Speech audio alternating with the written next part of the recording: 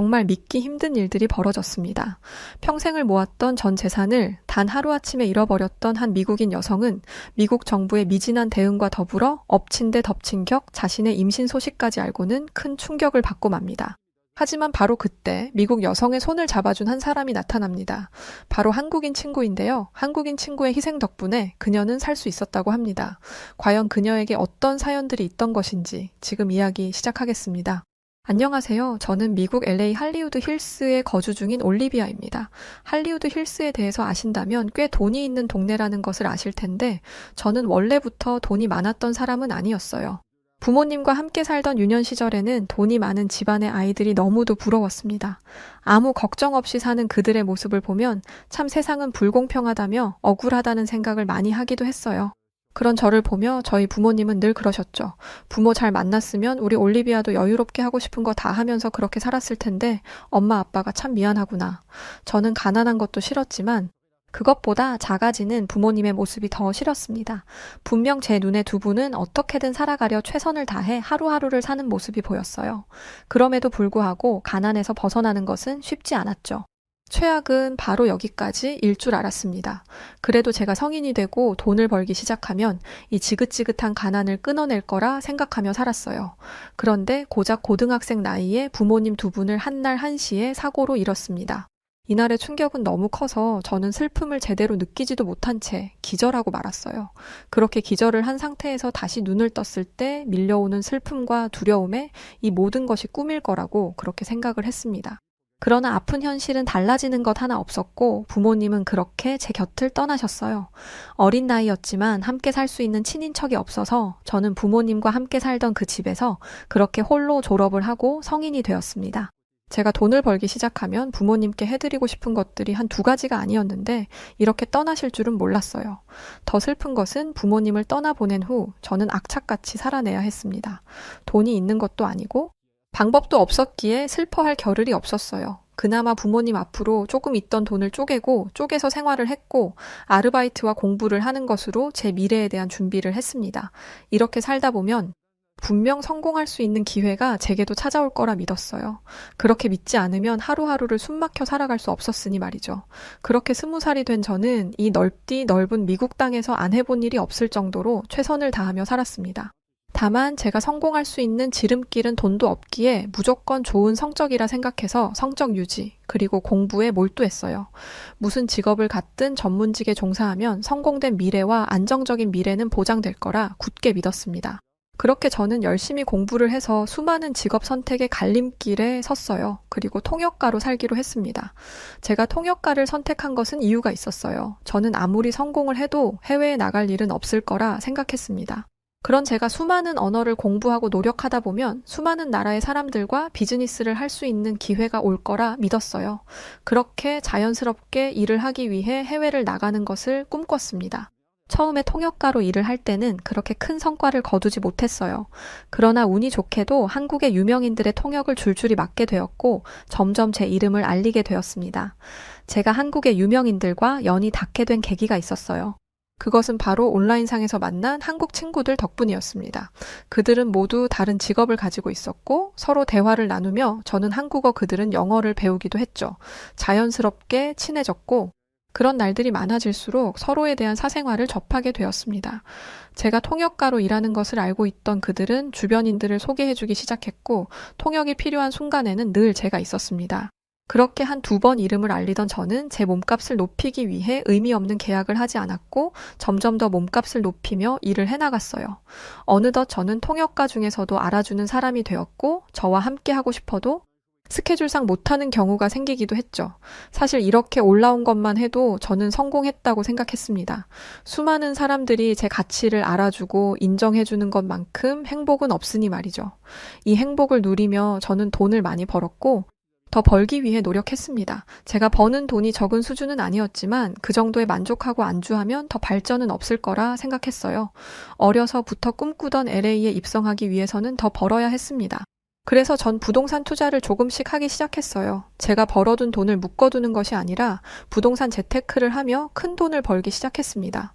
확실히 일을 해서 벌 때랑은 차원이 다른 속도로 큰 금액이 턱턱 쌓이기 시작했어요. 제 주변 지인들은 이런 저를 보고 입을 모아 말했습니다. 올리비아, 너는 정말 대단한 것 같아. 그렇게 앞만 보고 달리더니 결국 자수성가를 했구나.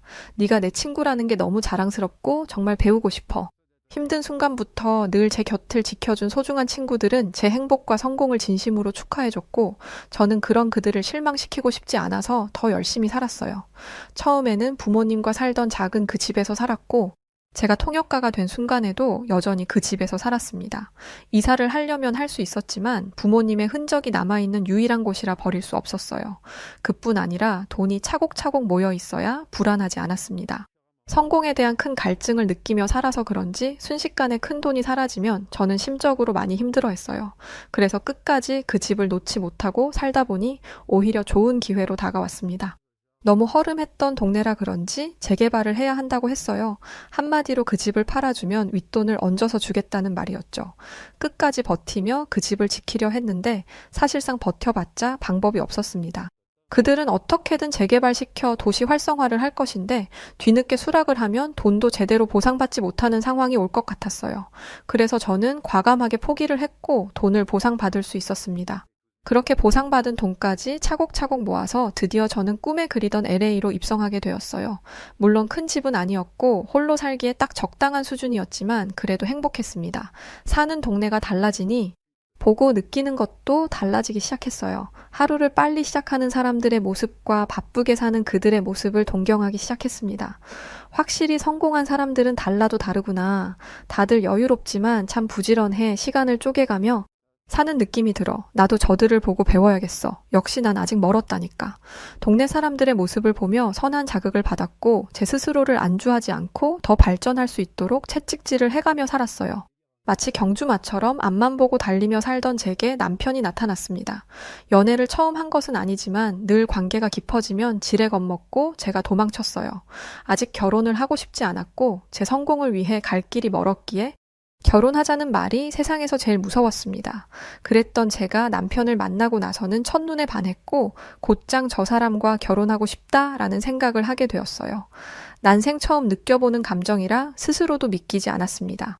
다행인 건 남편도 저와 같은 마음이었어요. 저를 만나자마자 첫눈에 반했고 곧장 결혼을 하자고 먼저 말을 해줬습니다. 그런 남편을 보며 안도감을 느꼈어요. 그리고 저희 두 사람은 뜨겁게 사랑하고 결혼까지 골인하게 되었습니다. 결혼을 하면서 비로소 부촌의 좋은 집으로 제대로 입성하게 되었어요.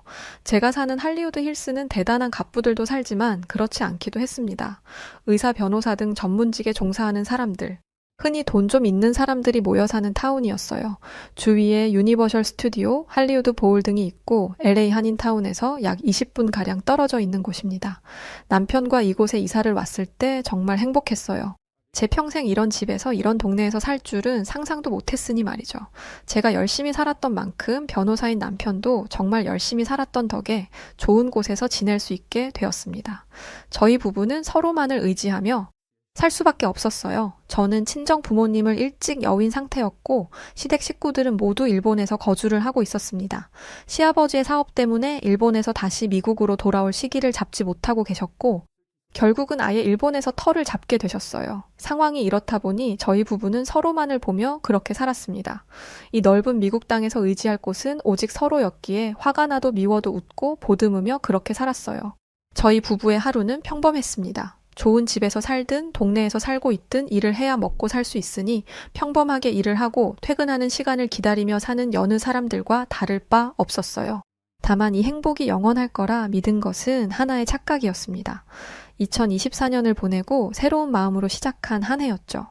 2025년에는 저희들의 이세를 준비할 계획이 있어 더욱 뜻깊은 한 해로 다가왔고 설렜습니다. 그동안 남편과 투자를 해둔 부동산의 상황도 상승세라 정말 기쁘게 2025년 새해를 맞이했어요. 그렇게 새해를 맞이하고 다시금 똑같은 일상으로 돌아간 지 고작 6일 만에 사건이 벌어졌습니다. 1월 7일 오전 퍼시픽 팰리세이즈 지역을 시작으로 대형 산불이 발생하고야 말았어요.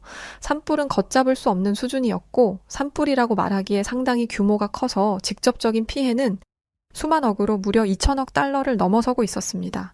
이번 산불이 더 문제로 이어진 것은 강풍이었어요. 강풍이 심하게 불어 불을 진화할 수 없었고 걷잡을 수 없이 퍼지는 불에 속수무책으로 당해야만 했습니다. 퍼시픽 팰리세이즈 지역으로 시작해 저희 부부가 살고 있던 할리우드 힐스, 패서디나 알타데나 등의 수많은 지역이 불길에 휩싸였습니다. 12,000여 개의 건물이 소실되었다고 했죠. 절망스러웠던 것은 캘리포니아의 12월부터 2월은 일반적으로 비가 많이 내리는 우기에 속해요. 그런데 비정상적으로 비가 내리지 않았어요. 무려 8개월 동안 큰 비가 내리지 않아 상당히 건조했으며 LA에서 마지막으로 2ml 이상의 비가 내린 것이 5월 초였습니다. 장기간의 가뭄과 유난히 건조했던 이번 겨울, 그리고 강력한 돌풍이 결국은 통제할 수 없는 화재의 원이라고 할 수 있었죠.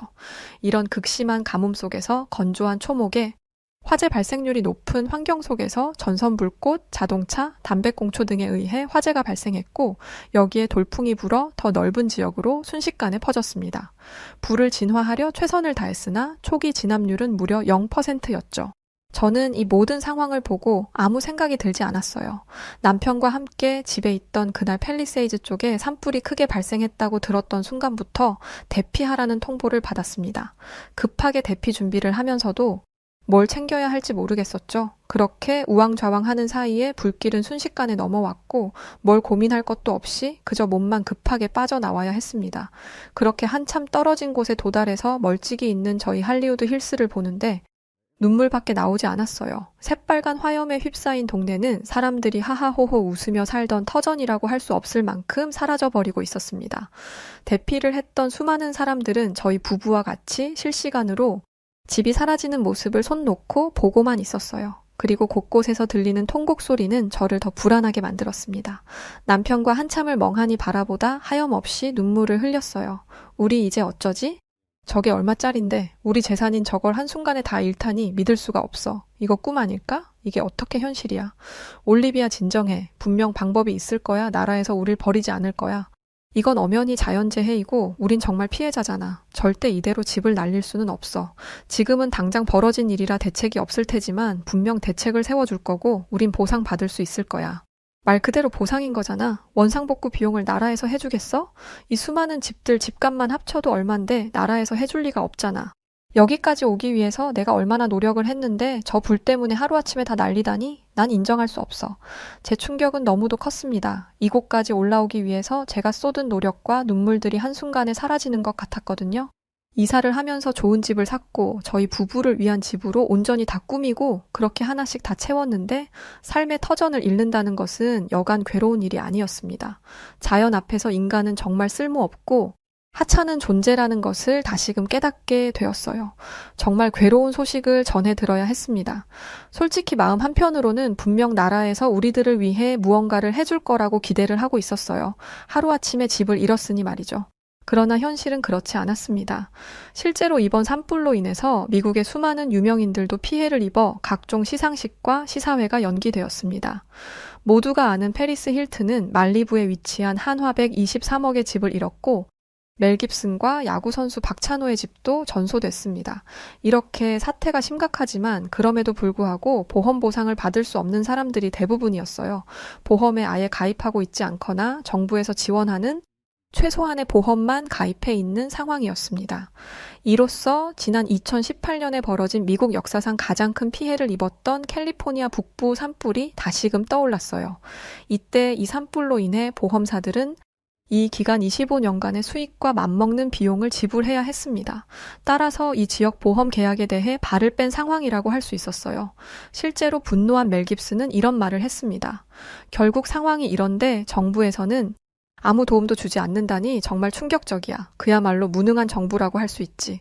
설마 했는데 결국 큰 도움을 받지 못할 거라는 것은 기정사실화되면서 저는 더 절망 속에 빠져버렸어요. 관련 기사와 뉴스를 집중해서 계속 보는 것 말고는 방법이 없었습니다. 현재까지 LA 산불로 인해 한국 서울의 4분의 1 면적이 전소했으며 피해액은 계속 늘어나고 있어요. 현재까지 88조를 넘었으며 최대 219조에 달할 수 있다고 추정 중에 있습니다. 이번 산불로 인해 주민 18만 명이 대피했으며 학교는 모두 문을 닫았고 오후 6시부터 12시간은 통금령이 내려졌어요. 또한 주요 도로가 폐쇄되고 전기도 모두 끊겼습니다. 미국에서도 꿈의 도시라고 여겨지던 LA에서 이런 대형 참사가 발생할 줄 누가 알았을까요? 이제는 더 알아보고 싶지도 않았고 그저 어떻게 살아야 할지 막막했습니다. 대피소에서 계속 지내는 것도 너무 힘들었으니 말이죠. 절망에 빠져 삶의 희망 자체를 잃었던 바로 그때 전에 온라인에서 만났던 한국인 친구 김민주 씨와 연락을 하게 되었어요. 생각해보니 한국인 친구가 지금 미국에 있었고 한인회에서 활동을 하고 있으니 이번 산불로 많이 바쁘겠구나 싶었습니다. 저는 남편도 힘든 것을 알아서 속내를 잘 털어놓지 못했는데 한국인 친구에게는 솔직하게 모든 속내를 털어놨어요. 민주야, 연락줘서 고마워. 나는 정신이 없어서 생각도 못했거든. 이제 정말 어떻게 살아야 할지 모르겠어. 내가 정말 부자도 아니고 여윳돈이 많은 것도 아닌데 다 떠나서 우리 부부의 전부였던 곳인데 그게 하루아침에 사라져 버렸잖아. 그런데 정부에서는 뭘 해주는 것도 없고 그저 한 푼이라도 안 주려고 애쓰는 게 보이니까 정말 허망해. 이곳 대피소에서도 언제까지 살아야 할지도 모르겠고 머릿속에 생각이 너무 많아서 복잡한데 아무 생각이 나질 않아. 민주, 나 이제 어떻게 살지? 올리비아, 정말 속상하네. 지금 우리 한인회에서 산불 피해 주민들을 돕고 있었는데 뒤늦게야 올리비아 생각이 났어. 처음부터 났으면 내가 많이 도와줄 수 있었는데 미안해. 그런데 올리비아, 내가 함부로 무슨 말을 할 수는 없지만 난 너의 친구잖아. 네가 다시금 멋진 모습으로 일어설 수 있도록 최선을 다해 도울게. 그러니까 너무 슬픔에 잠기지 말고 일어설 수 있는 힘을 내줬으면 좋겠어. 그만 살고 싶다는 생각을 하고 있던 제게 한국인 친구의 말은 너무도 큰 힘이 되었습니다. 어떻게든 살아낼 수 있기에 저는 힘을 내야만 했어요. 그리고 한국인 친구 민주는 저를 찾아왔습니다. 서로 마주하고 얼마나 울었는지 몰라요. 한참을 울고 정신을 차린 후 보니 저희를 돕고 있는 것은 미국이 아닌 한국이었습니다. 바다 건너 끝에 위치한 멀기도 먼 한국은 LA 한인회를 통해 신속한 대응을 하고 있었어요. 1월 7일 산불이 시작되었는데 1월 9일 한인회는 구호물품 모집을 시작했습니다. 마스크, 담요 등 필수 구호물품을 수집했고 이틀 만에 약 8만 5천 개의 마스크와 60개의 담요를 모았어요. 저희들은 모두 살던 곳을 잃었던 충격으로 인해 아무것도 하지 못하고 있었는데 저희를 다시금 살 수 있게 돕고 있던 것은 바로 한국인들이었습니다. 샌디에고 지역 한인들은 마스크를 모아 LA 한인회에 전달을 했고 비로소 저희들이 사용할 수 있었어요. 또한 자원봉사 활동도 서슴없이 했습니다. 한인 자원봉사자들이 대피소와 구호물품 창고에서 활동을 해준 덕분에 정말 편하게 지낼 수 있었어요. LA 총영사관은 한인 인명 피해가 없는지 끝까지 실시간으로 모니터링하고 있었습니다. 이런 모습들만 봐도 한국이 얼마나 선진국이고 시민의식이 강한지 알 수 있었어요. 한인 봉사자들은 저희들을 위해 식사 봉사부터 시작해서 다양한 지원을 아낌없이 해주고 있었습니다. 또한 규모가 상당해 피해 주민의 수도 정말 많았는데 이 모든 피해 주민들이 쉴 수 있도록 대피소를 제공하던 한인회였죠. 한인사회의 이런 신속하고 조직적인 대응은 피해 주민들뿐 아니라 해외 언론과 소셜미디어에서 매우 긍정적인 평가를 받기 시작했습니다. 이 선한 영향력은 미국 사회 내에서 한인들의 강한 공동체 의식과 위기 대처 능력을 보여주는 좋은 사례로도 꼽히고 있어요. 한인들의 대처 능력과 그들끼리 똘똘 뭉치는 모습은 정말 인상적이었습니다. 미국에서는 결코 볼 수 없는 일이니 말이죠. 저는 그들의 모습을 보면서 비로소 힘을 낼 수 있었어요. 다시 살아볼 수 있다는 생각이 들었습니다. 그래서일까요? 점점 유명 인사들의 구호 활동도 이어지기 시작했습니다.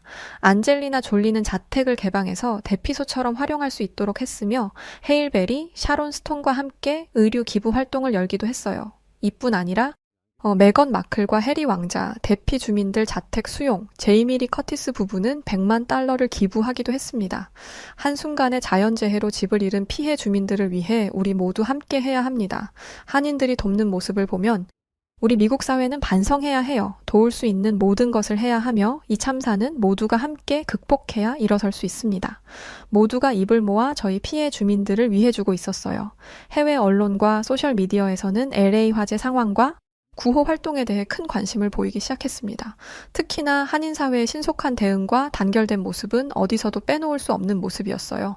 이번 LA 화재 사태를 통해 재난 대비의 중요성뿐 아니라 공동체의 연대의식이 재조명되고 있습니다.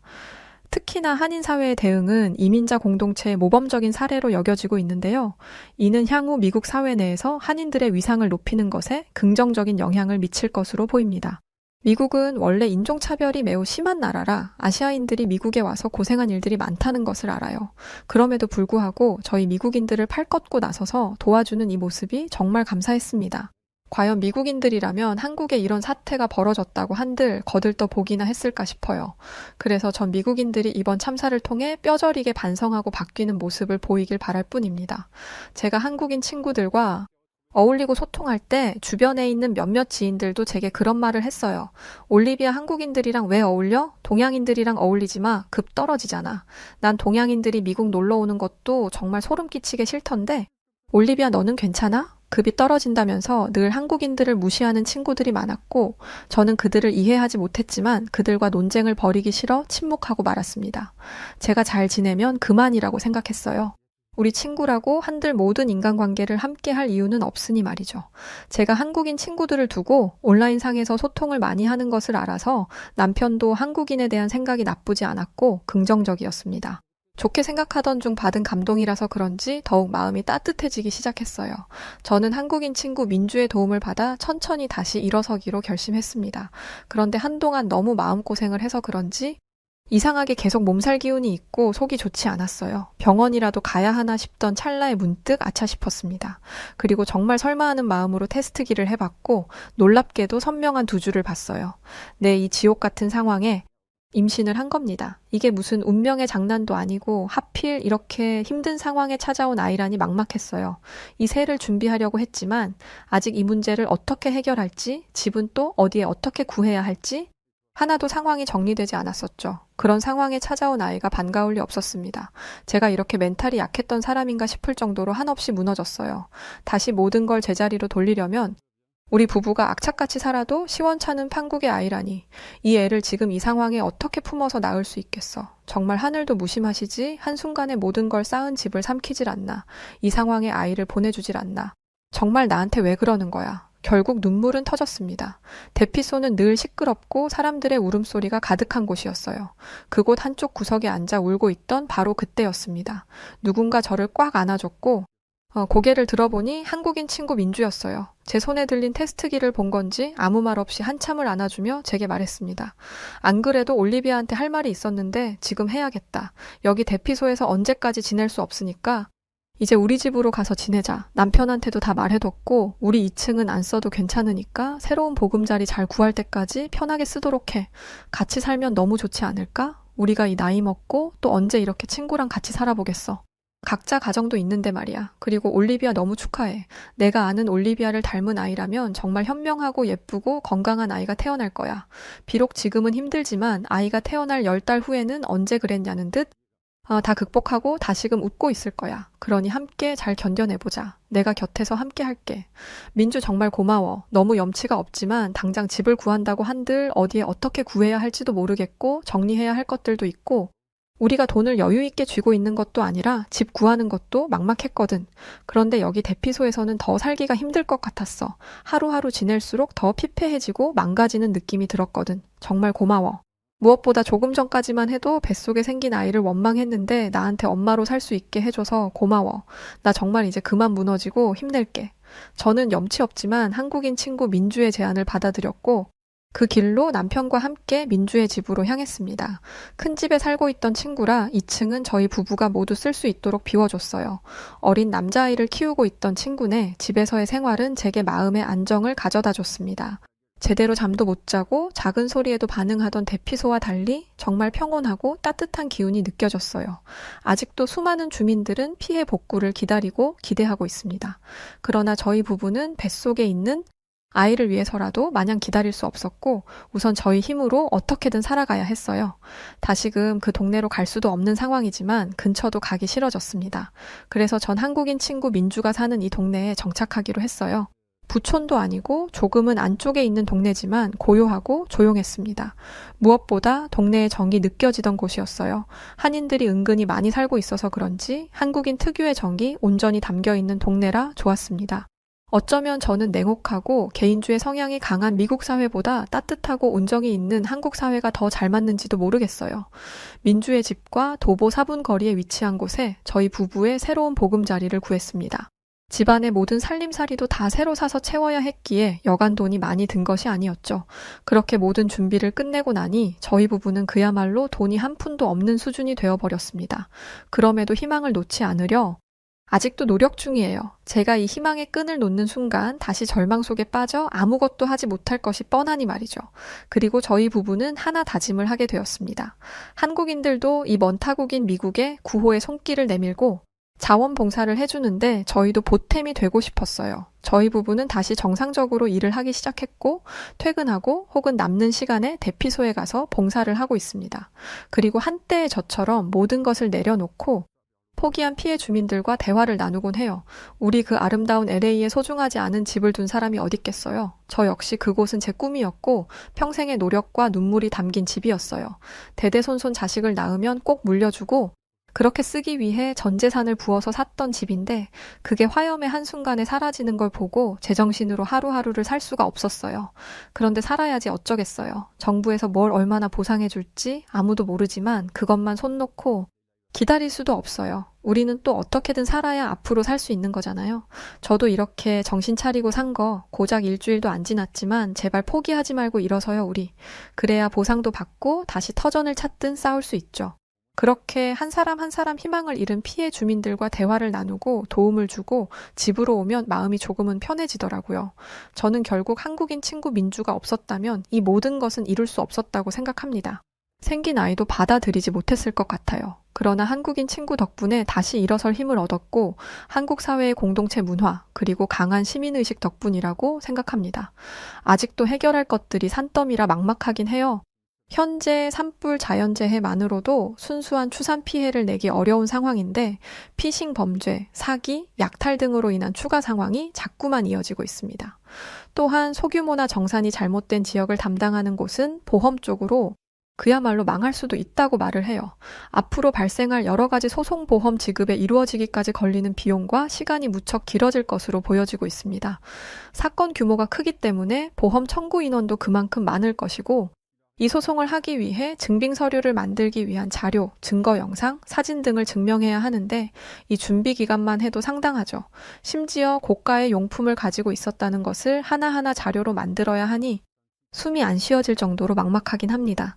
현재까지 진행된 상황을 볼 때 완전한 진압기에 들어서는데 약 한 달 정도 걸릴 것으로 보여지고 있고 돌풍이나 패닉 사태로 인한 대규모 충돌과 같은 추가 재해가 발생할 수도 있다고 해요. 전 이렇게 복잡하고 시끄러운 일은 천천히 해결하려 합니다. 무엇보다 한국의 공동체 문화가 얼마나 대단한지 이번에 뼈저리게 겪어봐서 피해 주민들과 대화를 나누고 있어요. 우리도 한국 사회 시스템처럼 이번 문제를 대처하자고 말이죠. 그렇게 하다 보면 우리 LA와 평범했던 우리들의 일상을 되찾을 수 있지 않을까 기대해봅니다. 긴 글 읽어주셔서 감사합니다. 가난에 찌들어 살던 한 영국인 남성이 한국 때문에 연간 2억을 버는 사람으로 바뀌게 되었고 한 영국 여성은 자신이 첫 가게를 오픈한 이후로 한국 때문에 가장 큰 매출을 이루면서 놀라워하고 있는데요. 영국의 캄캄한 밤, 한국 때문에 끝없이 줄지어 서 있는 모습은 정말 영국 전역을 들썩이게 하고 있습니다. 과연 신사의 나라라는 영국에서 대체 무슨 일이 벌어지고 있던 걸까요? 안녕하세요. 저는 20대 영국 여자 줄리아 잭슨이라고 합니다. 저는 맨체스터에서 맛집으로 소문이 자자한 레스토랑을 운영하고 있는 영국 요리 전문 셰프예요. 제 인생은 그야말로 완벽했어요. 직업적으로도 성공을 거두었고 거기에 멋진 남자친구 로버트까지 있었거든요. 로버트는 IT 업계에서 일하는 똑똑한 남자로 저는 그와 결혼까지 내다보고 있었죠. 그러던 어느 날 로버트가 한국 출장을 가며 모든 일이 꼬이기 시작했답니다. 사실 처음에 저는 거기에 대해 별로 크게 생각하지 않았어요. 그저 한 달간의 짧은 출장일 뿐이라고 생각했으니까요. 하지만 한국에 다녀온 로버트는 어딘가 달라져 있었어요. 그는 묘하게 들뜬 얼굴을 하고 있었죠. 처음에는 그저 출장에 여운이려니 했어요. 로버트가 해주는 한국의 음식이나 문화에 대한 이야기는 일면 흥미로운 부분도 있었죠. 한국은 정말 대단한 나라라며 눈을 반짝이며 말하는 그의 모습은 귀여워 보이기도 했어요. 하지만 시간이 지날수록 로버트는 점점 수상한 행동을 하기 시작했답니다. 언제부터인가 로버트는 하루 종일 휴대폰을 끼고 살더니 비빔밥이나 불고기 같은 한국 음식만 찾아 먹기 시작했고 심지어 한국 드라마를 보며 한국어를 배우기까지 하더라고요. 그 모습을 보는데 왠지 모를 촉이 느껴지더라고요. 왜 이렇게 갑자기 한국에 집착하지? 혹시 한국에 여자가 있는 건가? 이런 생각이 저를 짓누르기 시작했죠. 그러면서 어쩌면 로버트가 한국에 빠져든 건 단순한 호기심이 아니라 어떤 한국 여자가 그의 마음을 훔쳤기 때문일지도 모른다는 생각이 들었어요. 결국 저는 한국의 로버트에 상간녀가 있다는 의심을 하게 되었죠. 솔직하게 말해, 너 한국 여자랑 바람난 거지? 그렇지 않고서야 영국인인 네가 한국 따위에 이렇게 관심을 가질 리가 없어. 빨리 바른 대로 되지 못해? 저는 화가 치밀어 올라 이렇게 로버트에게 소리쳤어요. 그러자 로버트는 대체 그게 무슨 뚱딴지 같은 소리냐며 당황스러워 하더라고요. 줄리아, 너 대체 지금 무슨 오해를 하고 있는 거야? 난 단지 한국의 문화와 기술에 반했을 뿐이라고. 로버트는 어떻게든 제게 해명하려 했지만 제 눈에는 그가 웃기지도 않는 변명만 늘어놓고 있는 것처럼 보였어요. 거짓말 좀 하지 마. 그깟 한국이 뭐가 그렇게 대단하다는 건데? 한국은 기껏해야 개발도상국일 뿐인데 그런 뒤떨어진 나라에 그렇게 환장하는 게 말이 돼? 제가 이렇게 이야기하자 로버트는 정색을 하더니 한국을 겨우 그깟 나라로 취급하지 말라며 오히려 제게 화를 내더군요. 그 모습을 보고 저는 로버트가 한국의 여자를 숨겨놨다고 확신하게 되었죠. 그 순간 저는 로버트에게 오만정이 다 떨어졌고 결국 그와 헤어지기로 했어요. 됐어. 이제 그만할래. 넌 한국 여자나 실컷 만나. 저는 이렇게 외치고는 돌아섰죠. 겨우 이런 남자와 미래를 약속했던 내가 바보였다는 생각과 함께 제 마음속에는 분노와 실망감이 가득 차올랐어요. 무엇보다 짜증났던 건 제가 저와 같은 백인도 아닌 한국 여자에게 밀렸다는 것이었죠. 정말이지 자존심이 상해 견딜 수가 없었어요. 그날 이후 저는 로버트에 대한 배신감과 한국에 대한 분노로 몇 날 며칠을 끙끙 앓았답니다. 감정 조절이 잘 되지 않으니까 요리도 제대로 되지 않더군요. 결국 저는 며칠 휴가를 내고 사촌 오빠가 살고 있는 아일랜드로 가서 조금 쉬다 오기로 했어요. 한적한 아일랜드에 가면 그래도 마음 정리가 잘 될 것 같았거든요.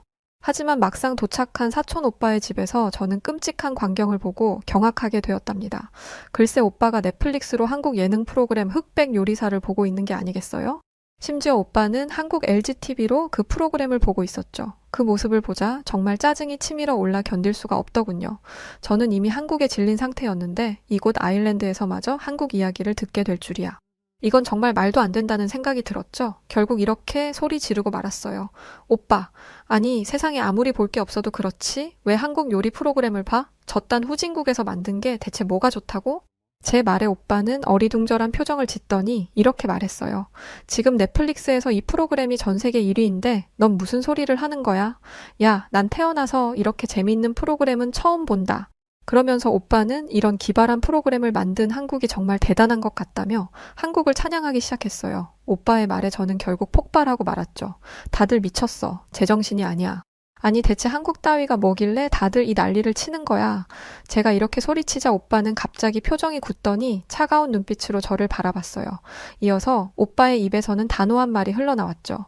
줄리아, 네가 아무리 내 가족이지만 감히 한국을 모욕하는 건 봐줄 수 없어. 저는 그의 말에 깜짝 놀라서 오빠는 왜 그렇게 한국 편을 드는 거냐고 따져 물었어요. 그러자 오빠는 크게 한숨을 내쉬더니 이렇게 말했죠. 줄리아, 너도 우리 집이 얼마나 가난했는지 기억하지?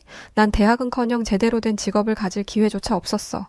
결국 난 군인이 되어 이라크로 파병을 갔지. 그곳에서 난 매일같이 죽음의 공포와 싸워야 했어. 매일 밤 폭탄 소리에 잠에서 깨고 순찰을 돌 때마다 길가에 숨겨진 지뢰를 밟을까 두려워했지. 솔직히 당장이라도 집으로 돌아가고 싶었어. 하지만 나는 목돈이 꼭 필요했어. 언젠가 영국으로 돌아가면 그 돈으로 작게나마 사업을 하는 게 내 꿈이었지. 난 그 꿈 하나로 파병 생활을 견뎌냈어. 그리고 마침내 영국으로 돌아온 나는 곧바로 통조림 공장을 세웠지. 전쟁터에서 꿈꾸던 그 순간이 드디어 현실이 된 거야. 그 순간의 기쁨이란 말로 표현할 수 없을 정도였어. 하지만 인생은 계획대로 되는 게 아니더라. 나는 사업에 대한 경험이 너무 없었고 결국 얼마 지나지 않아 공장은 문을 닫고 말았지. 그때 난 정말이지 딱 죽고 싶었어. 이제까지 난 대체 뭘 위해 열심히 살아온 것인지 모든 게 다 헛된 일처럼 느껴졌지. 그렇게 말하는 오빠의 눈에는 어느새 눈물이 고여 있었죠. 잠시 숨을 고른 오빠는 꽉 잠긴 목소리로 힘겹게 이야기를 이어갔어요. 그렇게 막다른 길에 몰려있을 때 우연히 아일랜드의 골뱅이 어부들이 큰 돈을 번다는 걸 알게 됐어. 솔직히 그때는 이미 모든 걸 잃은 상태라 믿져야 본전이라는 심정으로 어부 일을 시작했지. 처음엔 정말 힘들었어. 난 그때 고기잡이 배를 처음 타본 거니까 그저 하루하루를 버틸 뿐이었지. 게다가 우리 영국인들은 웬만하면 골뱅이를 잘 먹지 않으니까 과연 이게 장사가 될까 하는 걱정도 있었고 그런데 바로 그때 믿을 수 없는 일이 일어났어. 글쎄 내가 잡은 골뱅이가 한국으로 불티나게 팔리기 시작한 거야. 주문은 계속 밀려들었고 어느새 나는 연간 2억을 버는 어부가 되어 있더라고. 생각해보면 이라크에서 죽음의 공포에 시달리던 때나 사업 실패로 모든 걸 잃었던 때의 나로서는 상상도 못할 일이지. 오빠는 눈물을 닦으며 이렇게 말했어요. 나에게 있어서 한국은 단순한 고객이 아니야. 한국은 내 인생에 새로운 의미와 희망을 준 은인 같은 존재라고. 전쟁터에서 살아남아 돌아왔지만 또다시 절망에 빠졌던 나에게 한국은 새 삶을 준 거나 다름없어. 그런데 넌 한국을 비웃고 무시했지. 그건 내 은인을 무시하는 거나 마찬가지고 난 그걸 절대 용서할 수 없어. 이어서 오빠는 TV를 가리키며 열변을 토하기 시작했어요. 저기 흑백 요리사에 나오는 100명의 한국인 요리사들을 봐봐. 영국인들이나 유럽인들은 꿈에도 생각하지 못할 엄청난 퀄리티의 음식들을 재료만 보고 뚝딱 만들어내고 있어. 내가 고기잡이 배에서 잡은 골뱅이가 한국에서는 건강과 맛까지 모두 사로잡는 레시피로 만들어져서 한국에서 판매되고 있는 거야. 그런데 영국은 어떠니? 빵에다 고기를 구워 넣어놓지 않니? 한국과 비교 불가야. 흑백 요리사에서처럼 한국의 음식 문화뿐만이 아니야.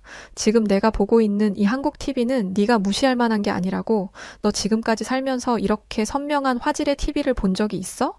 영국 회사는 죽었다 깨어나도 이런 품질의 TV는 못 만들걸? 오빠의 말에 저는 뭐라 대꾸할 말이 없어서 입을 다물고 말았어요. 솔직히 한국이 만든 TV는 세계 최고인 것이 사실이었으니까요. 하지만 곧 왠지 모르게 분한 마음이 들었고 저는 결국 이렇게 따지고 들었죠.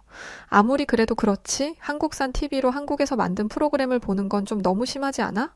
오빠 꼭 한국에 미친 사람 같아. 제 말에 오빠는 호탕하게 웃으며 이렇게 대답했어요. 나 한국에 미친 사람 맞아. 특히 흑백 요리사에 완전 빠져있고 이건 진짜 사람을 미치게 할 만큼 재미있으니까. 백악관 출신 요리사와 무명의 요리사가 1대1로 맞붙는 요리 경연 대회라니 무슨 만화나 영화에서나 볼 법한 그림이잖아? 그리고 이 프로그램에 출연하는 요리사들의 개인사는 또 얼마나 감동적인데. 심사위원인 안성재 셰프는 원래 나처럼 군인이었는데 지금은 미슐랭 3스타의 요리사가 되었고 또 어떤 셰프는 원래 중국 음식점에서 철가방을 들고 배달을 하다가 열심히 노력해서 요리사가 되기도 했대. 다시 말해 이건 다른 나라들이 흔하게 만드는 단순한 요리 오락 프로가 아니라 요리를 통해 인생을 보여주는 혁신적이고도 독창적인 프로그램이라는 거야. 이런 기획을 할 수 있는 나라가 세상에 한국 말고 또 어디 있겠어? 세계적으로도 손꼽히는 유명 셰프와 이름도 없는 무명의 요리사가 맞붙는다는 것과 어려움 속에서도 노력해서 발전해왔던 무명 요리사들에게 동기부여까지 주고 있어. 이게 현실적으로 영국에서 가능하니?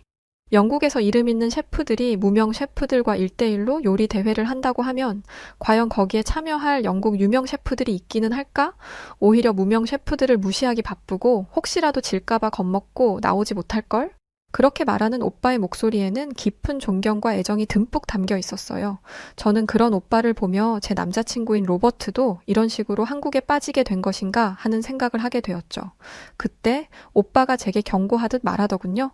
줄리아, 네가 한국을 싫어한다면 그건 네 자유야. 하지만 적어도 한국을 비웃거나 무시하지는 마. 한국은 나에게 그리고 전 세계에 아주 중요한 의미를 가진 나라니까.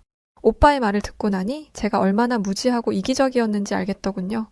하지만 자존심이 뭔지 제가 잘못했다는 것을 인정하기는 싫더군요. 결국 저는 난 그만 집에 가겠다고 말한 뒤 서둘러 오빠의 집을 빠져나왔죠.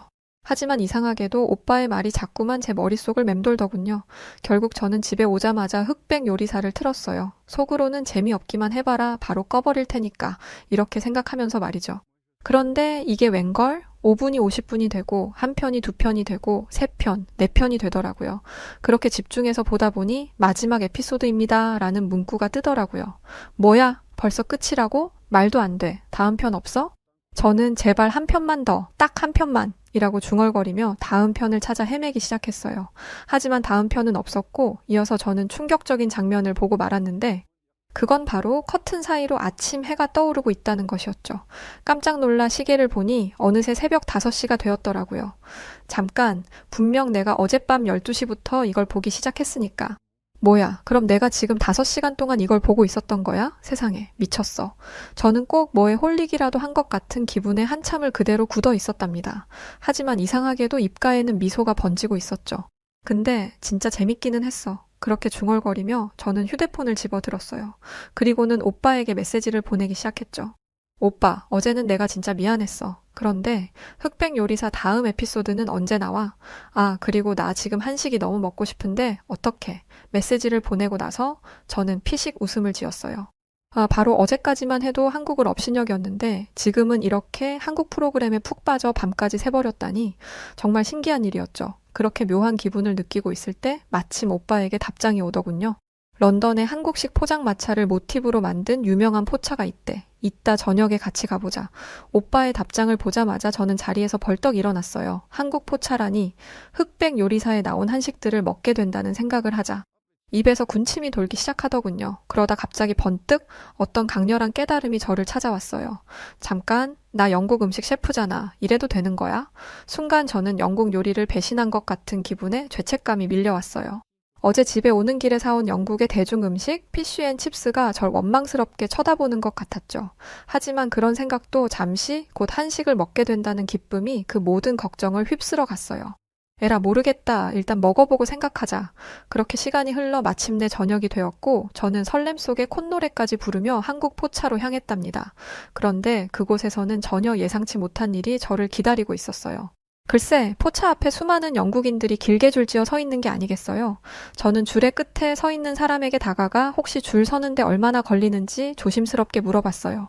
그러자 그 사람은 태연한 얼굴로 이렇게 답하더군요.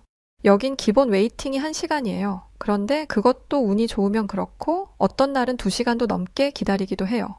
그 말에 저는 그만 뒤로 넘어갈 뻔했어요. 겨우 식당 한번 들어가는데 2시간이나 기다려야 하다니 순간 마음속에서 갈등이 일어났죠. 2시간 웨이팅은 너무 심한데 그냥 다른 데 갈까? 하지만 곧 흑백 요리사에서 본 한식들이 떠올랐고 결국 저는 기다려보기로 했어요. 한식을 위해 이 정도쯤이야. 그렇게 지루한 기다림이 시작됐어요. 30분, 1시간. 무려 1시간 40분이 흐른 뒤에야 제 차례가 왔죠. 47번 줄리아 잭슨님. 마침내 제 이름이 호명되는 순간 저는 기쁨의 환호성을 지르며 포차 안으로 들어갔어요. 그러자 제일 먼저 한식의 낯선 냄새가 제 코를 자극하더군요. 매콤하면서도 고소한, 저절로 침이 꿀꺽 넘어가는 그런 냄새였죠. 이어서 테이블마다 사람들이 작은 술잔을 들고 건배를 외치는 모습이 보였는데 그 사람들은 단숨에 술을 마시더니 일제히 얼굴을 찌푸리더군요. 왜 저러지? 술이 맛없나? 하지만 곧이어 그들의 입에서 나온 건 캬하, 기쁨의 찬 탄성과 즐거운 웃음소리였어요. 저는 너무 궁금해서 지나가는 직원을 붙잡고 이렇게 물었죠. 저기요, 저 사람들이 마시는 게 뭐예요? 아, 맛없어 보이는데 왜 저렇게 좋아하죠? 그러자 직원은 빙그레 웃더니 저건 한국의 대표 술, 소주예요 라고 알려주더군요. 그 순간 제 위장이 꿈틀거리기 시작했어요. 마치 나도 저거 마시고 싶어 라고 외치는 듯 말이죠. 저는 더 이상 참을 수 없어 오빠의 팔을 잡아 끌었어요. 오빠, 우리도 얼른 저거 소주 마셔보자. 저기 자리 있다. 빨리 가서 앉자. 그렇게 저희는 서둘러 자리를 잡았고 메뉴판을 받자마자 신이 나서 주문을 하기 시작했죠. 여기요. 우선 소주 한 병 주세요. 아, 그리고 오돌뼈랑 주먹밥도요. 오빠는 어이없다는 표정으로 절 쳐다보더니 오돌뼈는 매운 음식인데 괜찮겠냐고 물어보더군요. 오빠의 말에 저는 잠시 멈칫했어요. 사실 저는 매운 음식을 잘 먹지 못하거든요. 하지만 주변을 둘러보니 사람들이 오돌뼈를 너무나 맛있게 먹고 있었고 그 중에 어떤 사람은 땀을 뻘뻘 흘리면서도 행복한 표정을 짓고 있었죠. 결국 저는 오돌뼈를 주문했고 잠시 후 드디어 소주와 안주들이 테이블에 세팅되었어요. 저는 설렘 반, 두려움 반의 표정으로 소주잔을 들었죠.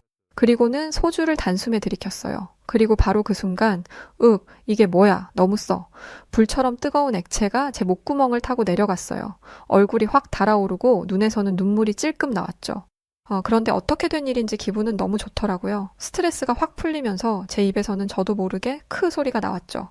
오빠는 그런 저를 보며 줄리아 너 완전 한국인 다 됐다며 키득거렸답니다. 저는 오빠를 한번 흘겨보고는 어설픈 젓가락질로 오돌뼈 하나를 집어들었죠. 그리고는 용기를 내어 한 입 베어 물었어요. 그런데 바로 그 순간 입안에서 불이 난 것처럼 뜨겁고 매운맛이 폭발했어요. 눈에서는 눈물이 줄줄 흐르고 코는 시큰거리고 혀는 얼얼했죠. 물, 오빠 나 빨리 물 좀 줘. 저는 발을 동동 구르며 물을 찾았어요. 하지만 오빠는 물 마셔봤자 해결되지 않는다면서 차라리 주먹밥을 먹어보라고 하더군요. 그래서 저는 급히 주먹밥을 한 입 가득 물었죠. 그러자 마법처럼 매운맛이 사라지고 그 자리를 고소하고 짭짤한 맛이 채웠어요. 매운맛과 고소한 맛은 그야말로 환상적인 조화를 이루었고 저는 정신없이 오돌뼈와 주먹밥을 번갈아 먹기 시작했어요. 너무 매워서 얼굴이 새빨개지고 땀은 비 오듯 흘렀지만 멈출 수가 없었죠. 오빠, 오돌뼈 이거 완전 대박이야. 내가 살면서 먹어봤던 것 중에 제일 맛있어. 이 조합이면 난 100끼, 아니 1000끼도 먹을 수 있을 것 같아. 이거야말로 미슐랭 3스타 깜이야. 저는 입 주변이 온통 빨갛게 변하고 눈물과 콧물이 범벅이 된 채로 마치 제가 백종원이라도 된 양 열변을 토했어요. 그런데 바로 그 순간 익숙한 목소리가 들려왔답니다. 줄리아? 뭐야? 네가 왜 여기에 있어? 고개를 돌려보니 그곳에는 제 전 남자친구 로버트가 서 있었죠. 로버트는 믿기지 않는다는 표정을 짓고는 저를 바라보고 있었어요. 그도 그럴 것이 바로 며칠 전 한국 때문에 크게 싸우고 헤어졌는데 그랬던 제가 한국 포차에서 오돌뼈를 흡입하고 있었으니까요. 제가 생각해도 이 상황이 너무 웃기고 말이 안 되더군요.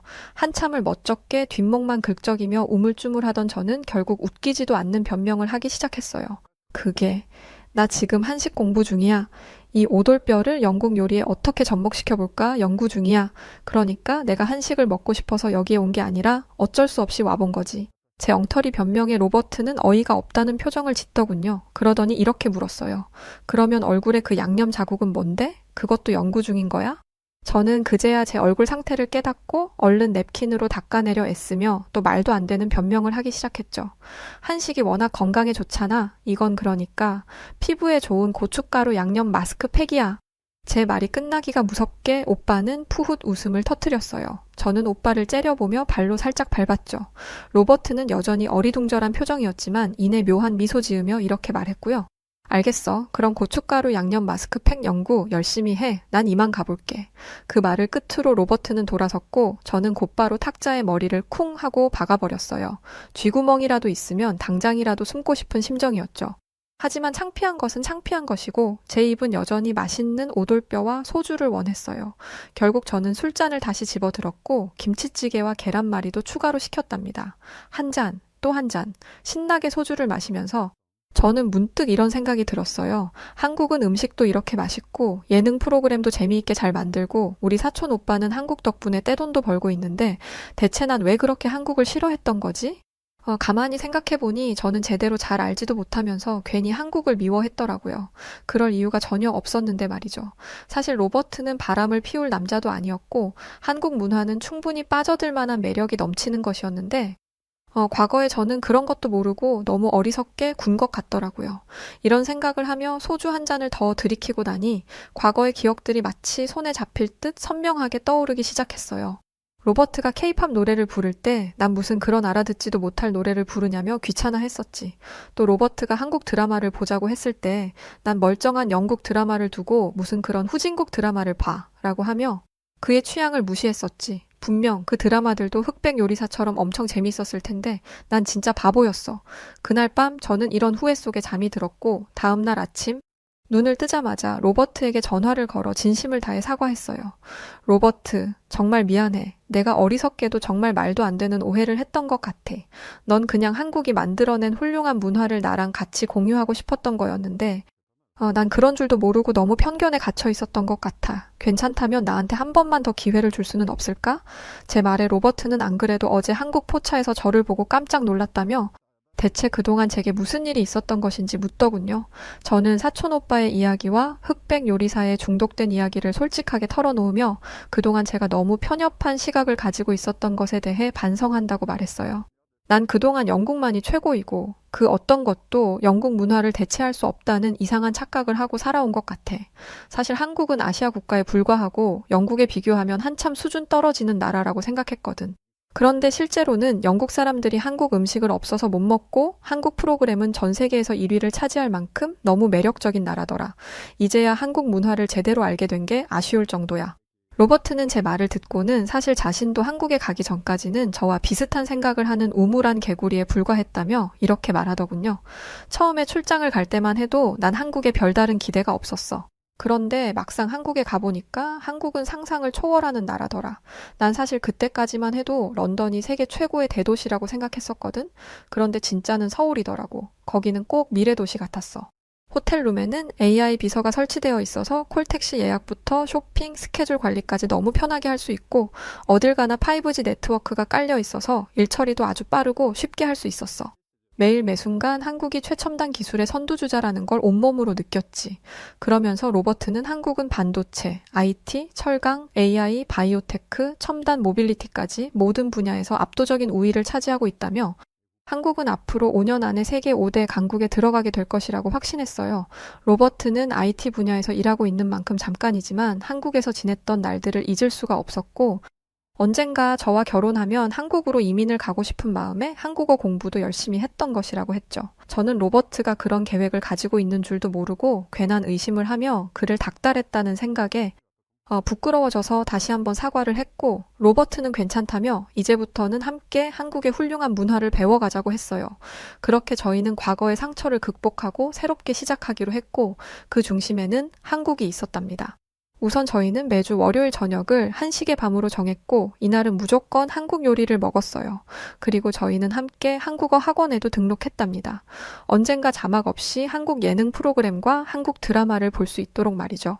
그러면 훨씬 더 재미있게 한국 작품들을 감상할 수 있을 테니까요. 그렇게 즐거운 마음으로 학원에 등록하고 나오는데 제 머릿속에 어떤 아이디어가 번뜩 떠올랐어요.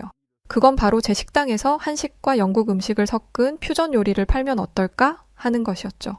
로버트는 제 생각을 듣더니 열광적으로 동의했고 저는 바로 새로운 메뉴 개발에 착수했답니다. 며칠 동안 실험을 거듭한 끝에 저는 불고기 베이글과 삼겹살 스테이크 레시피를 완성했어요. 불고기의 달콤한 맛과 베이글의 쫄깃한 식감이 환상의 조화를 이뤘고 삼겹살 스테이크는 영국식 소스와 어우러져 새로운 맛을 만들어냈죠. 여기에 마지막으로 필요한 것은 소주였죠. 한국 포차에 다녀온 이후 저는 소주에 완전 푹 빠져버렸고 다른 영국인들에게도 소주를 꼭 소개하고 싶었거든요. 그때 때마침 손님들이 저녁 식사를 하러 들어오기 시작했고 저는 기대와 설렘을 가득 품은 채 새 메뉴를 손님들에게 선보였죠. 오늘의 스페셜 요리는 불고기 베이글과 삼겹살 스테이크예요. 여기에 한국의 전통주인 소주를 곁들이면 천상의 맛을 느끼실 수 있을 거랍니다. 강력하게 추천드려요. 제 말에 한 손님이 소주가 뭐냐고 물었고 저는 한번 맛보시라며 기다렸다는 듯이 소주를 가져다 드렸어요. 손님은 처음 보는 술에 조금 망설이는 것 같더니 이내 용기 내어 한 잔을 비웠죠. 그리고 그 반응은 아주 폭발적이었답니다. 이 술 뭐예요? 처음엔 좀 강한 것 같더니 이상하게 자꾸 당기는데요. 저는 손님의 반응에 미소 지으며 이번에는 삼겹살 스테이크를 추천드렸어요. 삼겹살은 특히 소주와 궁합이 좋다면서 말이죠. 그러자 손님은 고개를 힘껏 끄덕이더니 삼겹살 한 조각과 소주를 한 모금 털어 넣었죠. 그 순간 손님의 눈이 당장이라도 튀어나올 듯 커지더군요. 그러더니 계속해서 삼겹살과 소주를 번갈아 먹기 시작했죠. 와, 이거 진짜 맛있네요. 이렇게 맛있는 조합을 왜 영국인들은 몰랐을까요? 손님은 마치 어린아이처럼 신나하며 가족들에게 전화를 걸어 당장 여기 식당으로 나오라고 여기에 아주 끝내주는 한식 메뉴가 있다고 했어요. 다른 손님들 역시 한국인들은 천재인 것 같다고 대체 어떻게 이런 맛있는 조합을 생각해낸 거냐며 감탄에 감탄을 거듭했죠. 주문은 끊임없이 이어졌고 주방은 전쟁터가 따로 없었어요. 하지만 제 입가에는 행복한 미소가 떠나지를 않았답니다. 제가 사랑하게 된 한국 음식 문화를 다른 사람들과 나누는 이 순간이 너무나 행복했거든요. 이날 저는 레스토랑을 오픈한 뒤 역대 최대 매출을 올렸고 그렇게 저는 기쁜 마음을 안고 서둘러 집으로 돌아왔답니다. 집에서 저를 기다리고 있는 또 다른 기쁨이 있었거든요. 그게 뭐냐고요? 바로 흑백 요리사, 새로운 에피소드였죠. 요즘 저의 가장 큰 즐거움은 흑백 요리사를 보는 거랍니다. 로버트와 소파에 함께 앉아서 흑백 요리사를 보고 있으면 세상에 그렇게 행복할 수가 없답니다. 이게 세상 사는 맛이구나 싶어요. 제게 이런 즐거움을 알게 해준 한국에 진심으로 감사하다는 인사를 전합니다. 한국 덕분에 제 삶은 전과 비교할 수 없을 정도로 풍요로워졌어요. 예전에 영국밖에 모르던 바보였고 그만큼 좁은 세상에서 살아갔지만 지금은 달라요. 이제 저는 매일 아침 일어날 때마다 설렘을 느껴요. 오늘은 또 어떤 새로운 한국 문화를 발견하게 될까, 어떤 맛있는 한식을 만들어 볼까 하는 기대감으로 가득 차 있죠. 앞으로 살면서 제 인생에 어떤 일들이 닥칠지는 알 수 없지만 한 가지 확실한 건 한국 문화와 함께라면 언제나 행복할 거라는 거예요. 정말 다시 한번 한국에 감사드리며 이만 저의 이야기는 마치도록 하겠습니다. 네, 오늘 사연은 여기까지입니다. 흑백 요리사, 저도 요즘 즐겨보고 있어요. 정말 손꼽히는 유명 셰프들과 무명 셰프들과의 정면 대결, 그리고 심사위원인 백종원 선생님과 국내 유일 3스타 안성재 셰프까지. 요즘 전 세계적으로 엄청 이 흑백 요리사가 인기몰이라고 하던데 즐거운 에피소드였네요. 좋은 한식 많이 만들어서 널리 알려주시면 정말 감사할 것 같아요. 자, 그럼 오늘 사연은 어떠셨나요? 사연이 좋으셨다면 구독과 좋아요 부탁드리고 저는 더 즐겁고 유쾌한 사연으로 다시 찾아오겠습니다. 그럼 지금까지 여우튜브 송은지였고요. 영상 끝까지 시청해주신 모든 분들 고맙습니다. 그리고 구독자분들 사랑합니다. 감사합니다. 당신만의 여우튜브